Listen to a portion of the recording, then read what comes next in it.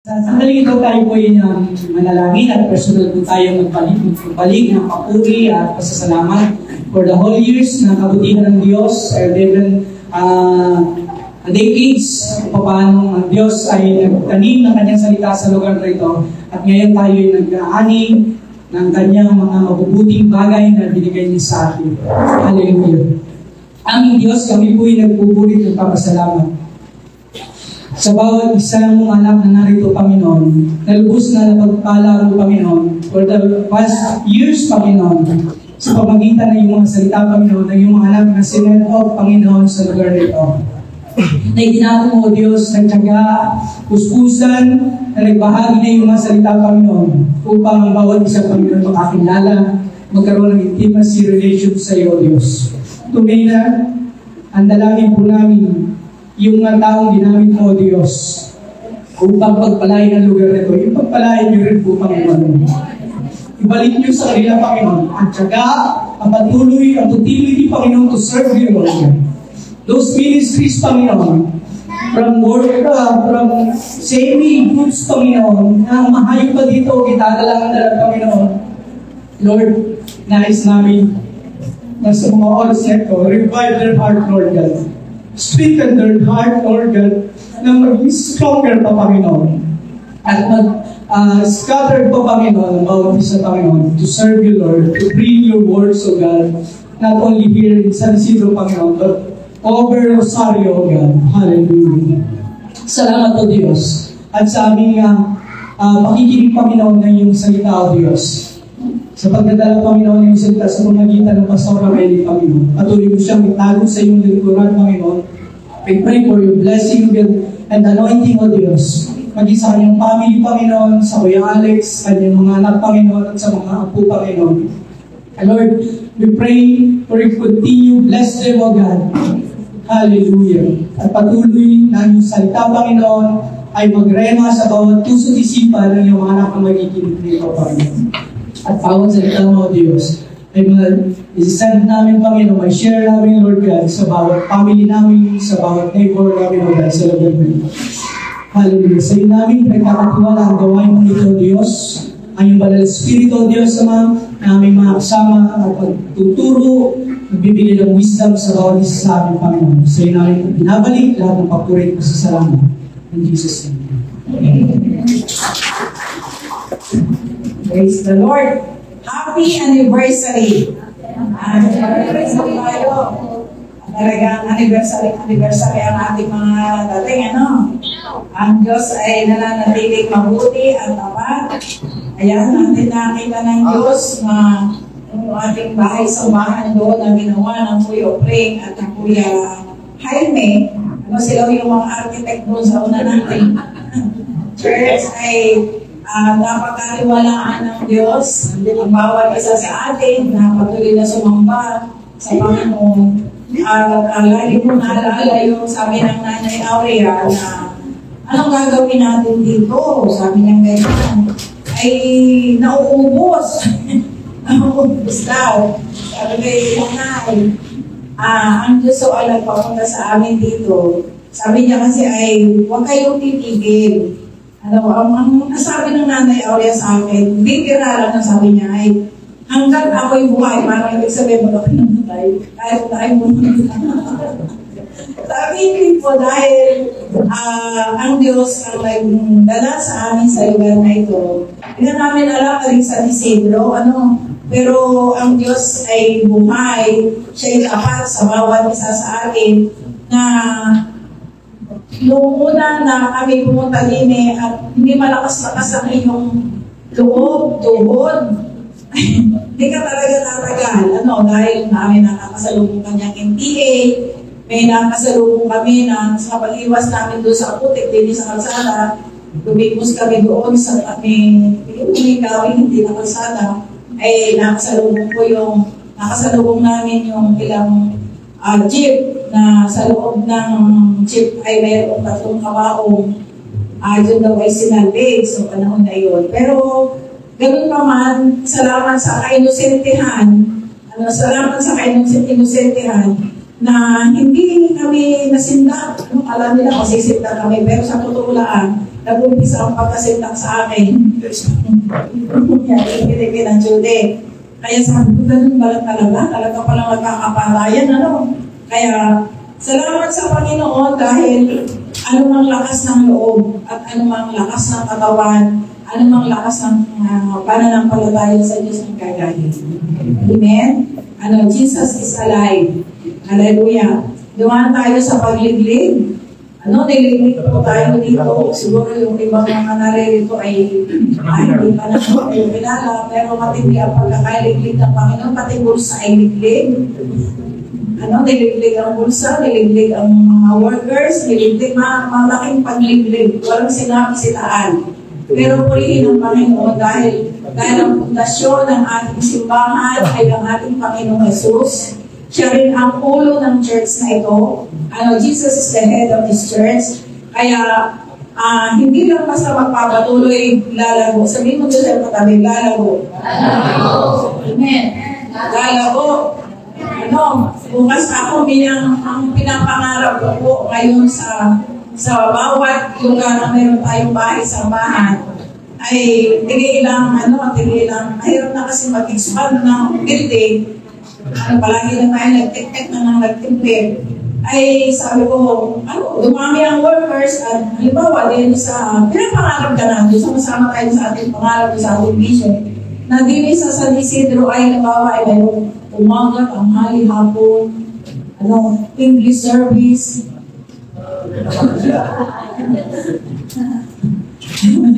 Doon sa iba kasi nakababasa ko doon morning English service. Okay, doon palang gano'n naman. Umaga, tanghali, mahapon ng laangin.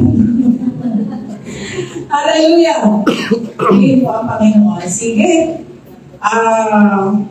Hindi ko maintindihan. Sabi ko, Panginoon, ano ka ang tema ng message na gusto mong aking ibahagi? Kasi eleksyon. Panginoon, bigyan mo naman ako ng mga verses na pag-eleksyon. Bigyan mo rin ako ng verses, Panginoon, na pang-todos no santos. Marami na okasyon di ba? Wala akong magagawa ka na kailangan natin sunod sa talagang ipinagagawa sa atin ng Panginoon. Ang tema po natin ay occupy. Sabihin natin ito sa ating katabi, occupy. Occupy. Hallelujah. Pag sinabing occupy, ano nga sa Tagalog? Sino kating mga English, sino kating mga edok? Kailangan mo yung edok. Suma, di ba kayo yung mga edok? Ano sa Tagalog ang occupy? Land grabbing. Kasi namin occupy sa kupin. Amen? Sa kupin. Sa klawin. Tagalog sa occupy. Kaya sa umaga, pwede natin declare, occupy me, O God. Pwede kayo kumuha ng kantang gano'n, Occupy me, O God. Di ba ganun kantang, ano yung kanta ngayon? So, pinakailangan sa umaga pa lamang, ipa-occupy na natin sa Diyos ang ating puso, ang ating isip. Amen?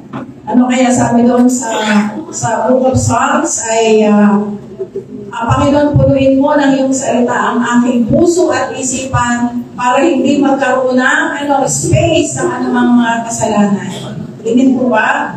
Hallelujah. So, occupy. Tingnan natin ang ating mga talatang gusto natin basahin ngayon. Mateo, meron ba dyan, Utoy? Mateo chapter 24, 42 to 51. Hallelujah.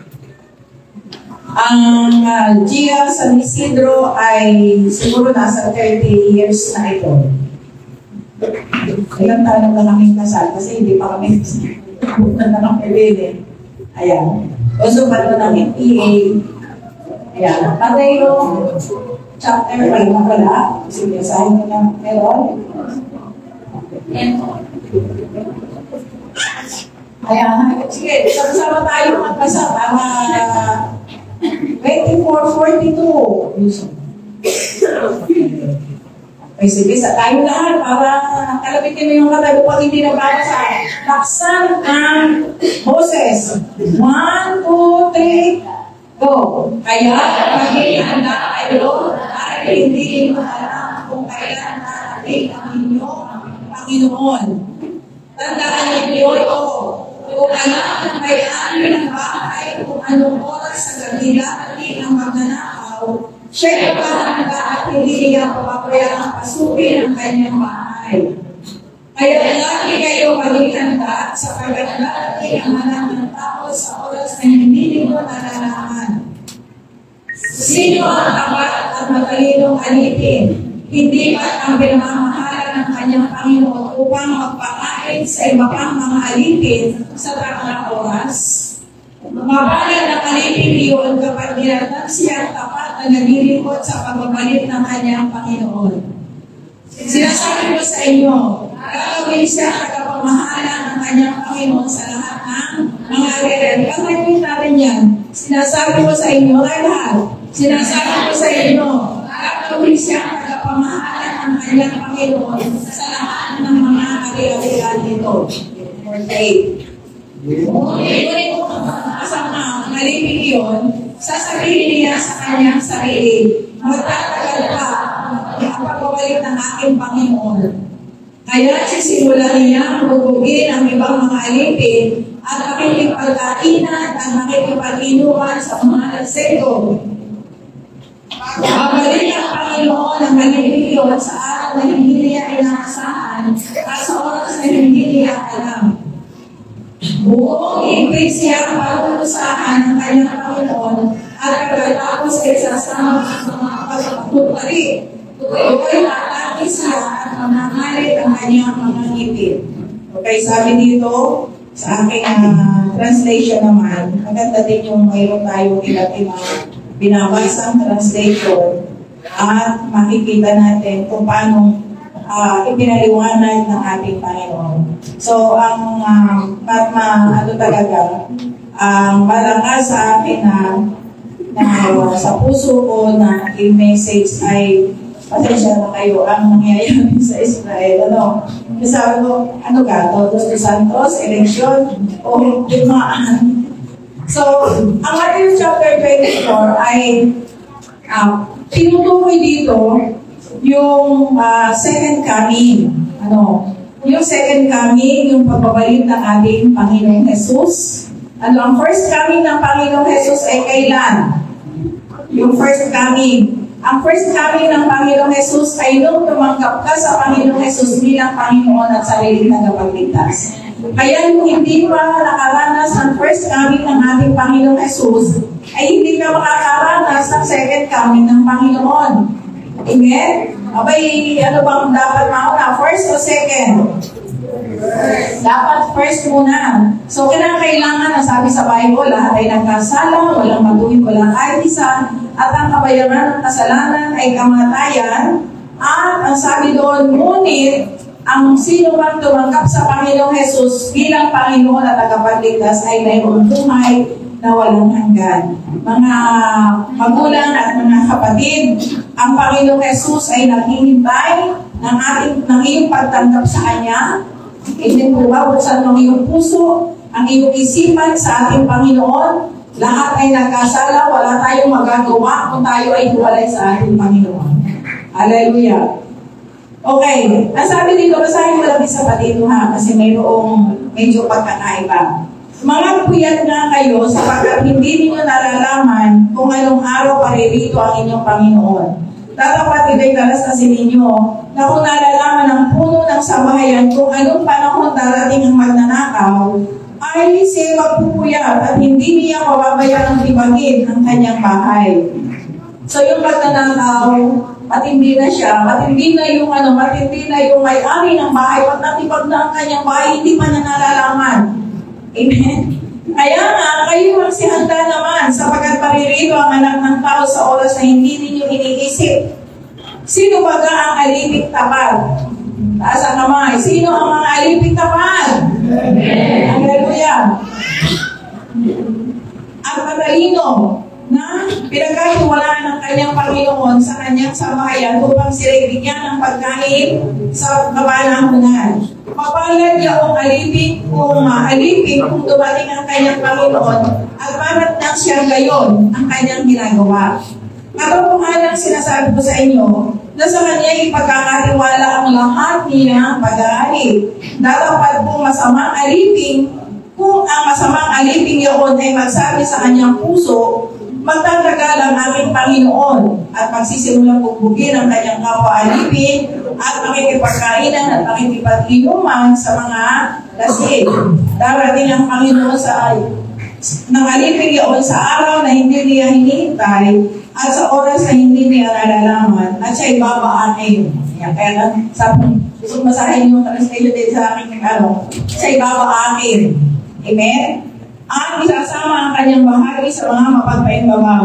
Doon na nga ang pagtangis at pagdangalit ng kanyang mga ngipin. Hallelujah. Dakilang Diyos na makapangyarihan sa lahat.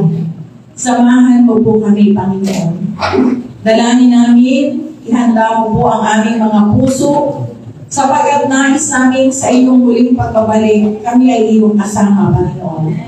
Nais namin maging isang tapat na alipin. Kaya sa umagang ito, mangusap po kayo sa amin at ganoon pa rin, Panginoon, na sinasabi po namin, mangusap ka at kami po ay makikinig.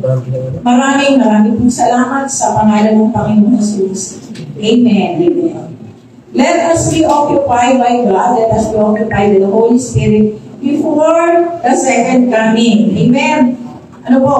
Kaya sa oras na ito, ay ito po yung ating bubulay-bulayin. Magkakasama tayo magbubulay-bulay dito sa Matthew chapter 22, 42, 51. Okay? Ang sabi ng Panginoong Jesus ay may mga bagay na kinakailangan natin i-exercise sa ating buhay. Amen. Halimbawa, yung pagtitiis. Sino din sanay na sanay magtiis? Ha? Alam niyo, pagka ang tao ay sanay magtiis, ang sinasabi ng sanay magtiis, yung sa kabila ng iyong tinitiis, hindi na nagreklamo.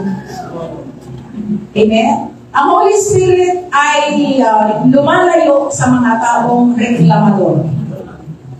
Gusto ba? Tayo ba? Gusto ba natin kasama yung taong magreklamo? Yung pag kuminit, nagre-reklamo, pag kumula, nagre-reklamo, ay saan gusto mo? Ano? So, ang sinabi dito ng Panginoon ay mga puyat nga kayo. Kasi alam nyo, ang pinakamahirap na isi sa lahat ay puyat. Walang pang substitute sa puyat. Sa gutom kasi mayroong pang substitute. Pwede kang uminom ng tubig, pwede kang magtinapay, at dahil yan kasi i-substitute ang gutom. Amen? Ay, hindi nasa sasakyan, pwede kang ngamuya-muya. Pero, walang may ba rin makakapagsabi na pwedeng may pang substitute sa puya, sa ato? Wala eh. Ako naranasan ko magtrabaho at yung shifting, yung shifting na oras, ay ang pinakamahirap dyan ay yung 10 to 6, 10 ng gabi hanggang alas 6 ng umaga. Di ka, kasama nito, hindi ka naranasan mo, ang hirap. Arlen? Irene, na? Yan ang pinakamahirap sa lahat. 10 to 6. Pagdating ng alas 2 ng madaling araw, yung iyong kalukat ng mga pusang magtatagbo. O sayang mga lahat. Kahit masabihin mo, kahit ay uminom ng kaping tawag ay yung kaping mabagsik. Ay, ako. Ano yan? Hindi, yung kopi ko na pag uminom ka daw na ay hindi ka aantokin. Ay, naku, pagdating ng alas 2, aantokin ka pa ng pakahirap. Amen? Kahit nga yung mga namatayan, na talagang mahal yung kanilang mga namatay. Pagdating ng alauna, natutulugan yung mga yun. Bakit? Ay, hindi kaya Talagang mahirap magpuyat, napakahirap. Pero ang sinabi ng Panginoon dito na tiisin na dapat natin practicein ay ang magpupuyat. Hindi literal na magpupuyat ka kung hindi yung Hirap ng tiisin. Bakit? Bakit yung hirap na yun? Kinakailangan alam natin magtiis para hindi tayo matukso. Amen? Para hindi tayo matukso. Kaya ang sabi ng Panginoon dito ay kung alam lang ang ika nung ama, di ba, ama ng pamilya o nung ina ng pamilya, na pupunta, meron bang appointment ang magnanakaw? Ay, sabi niya, hindi tutulong. Hindi tutulong. Kaya kailangan kayo ay pagbantay. Ang magnanakaw ay dumarating surprise. Surprise. Kailangan lagi tayong handa dahil hindi natin alam kung kailan magnanakaw ang magnanakaw.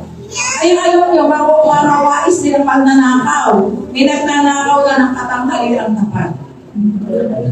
Katanghaliang tapat na alam nila na hindi aware yung may bahay na nagbabantay ka. Ay, araw na araw, nagnakaw. Alam niyo, magnanakaw ay alam niya na inyong sa bahay na. Minsan nga ay ang mag-anak ay nasa kapuspuro. Yan. Gawalay sa pag-aanak ng mga puspuro, flashlight, mga charger, at saka mga kasalan.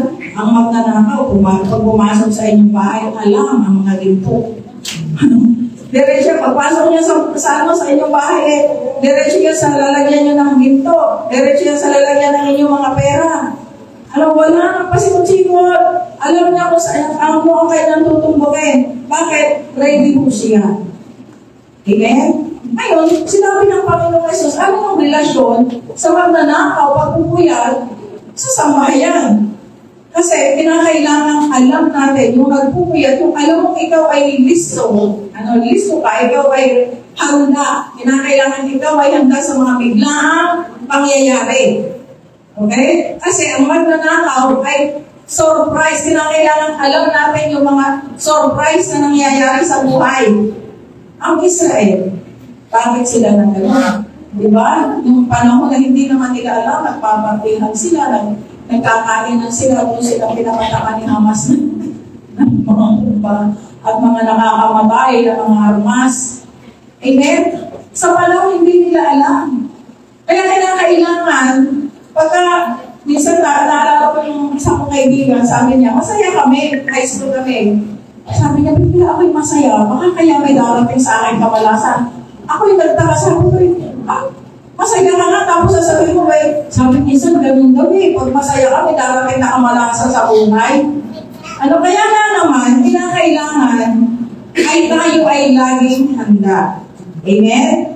Walang pinaka-the best at walang pinaka-maganda kung hindi tayo ay handa. Hallelujah! Mas handa tayo sa magnanakaw. Kinakailangan mas prepare tayo doon sa magnanakaw.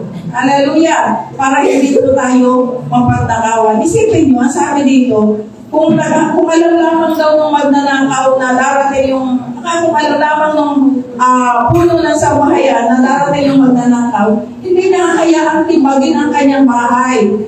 Isipin nyo, may mga magnanakaw talaga na nakatibag na ng kanilang mga puste, ng kanilang mga natiktik na yung kanilang mga pader. Nakapagnakaw. Bigan dyan sa San Juan, binanakawan dyan ng alahas yung ponsya. Bakit? Siguro, tiwalang-tiwala yung may-ari. Simento. Hindi ka na may mga makakalusot diyan. Pero hindi, may dalang sinsin ng magnanakaw. May dalang sinsin yung magnanakaw. Ready nga ang magnanakaw. Kaya kailangan tayo ay mas ready. Amen? Hallelujah. Ngayon sabi dito, gusto ko mag-focus po tayo dito sa aliping tapat at sa aliping masama. Taas nga ang kamay ng aliping. Doon sila. Kanya sabi ni Jane, itaas ang kamay, taas agad si Ces. Sabi ni Jane, taas ang kamay ng mga nagkaagilangan sa inyo. Kaya hindi natutunan tayo. Basta tataas. Amen. Ito naman, binitin pa ang kanyang ibig.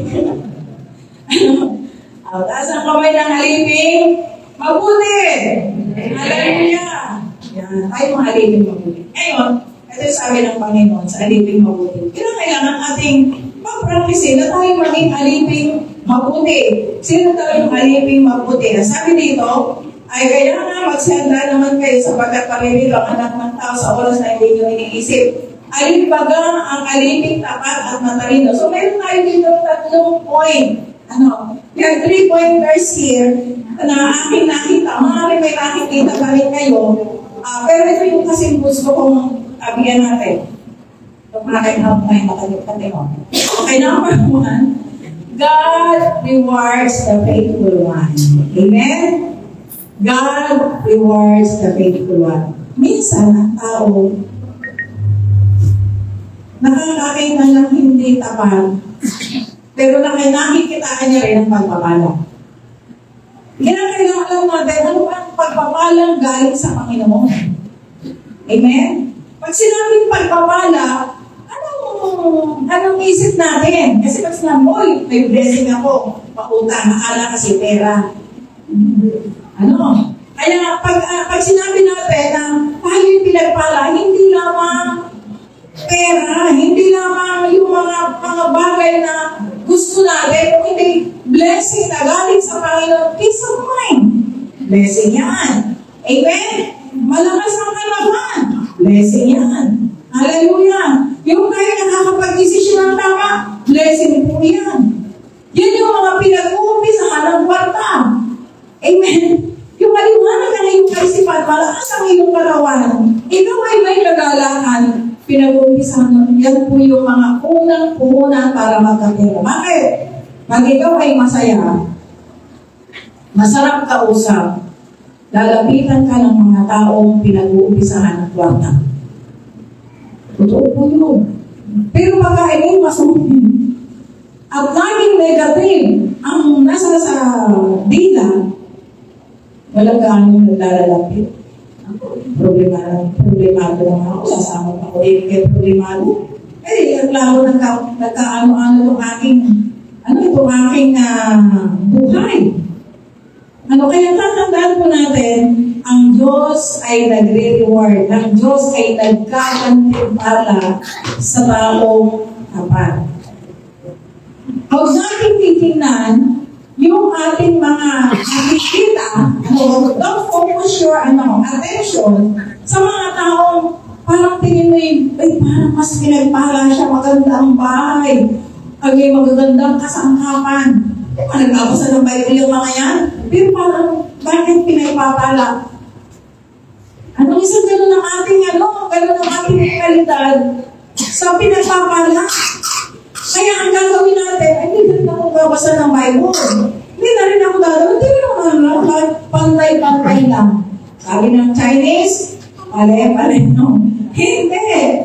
Not at all times ay pale-paleho. Hindi palaging pare-pareho. Ang Diyos ay nagpapala sa tapat. Hallelujah. Ang sabi dito sa ating binasa, mabanat ang aliping yaon na kung dumating ang kanyang Panginoon at maraton siya, ayan.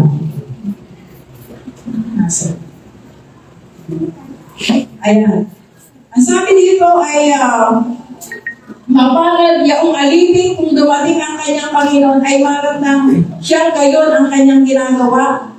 Anong sabi sa verse 47? Kapag sinasabi ko sa inyo na sa kanyang ipagkakatiwala ang lahat. Amen?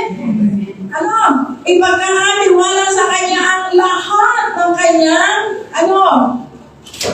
ari-ari ang lahat ng kanyang kayamanan. Nasabi sa inyo, wali na may napakatapat ko ay sa sige yung aking kayamanan sa silangan, yung aking kayamanan dyan sa kanluran, yung nasa bayan, yung nasa bundok, yung nasa raman. Ikaw na rin nga ang mamahala. Amen po ba?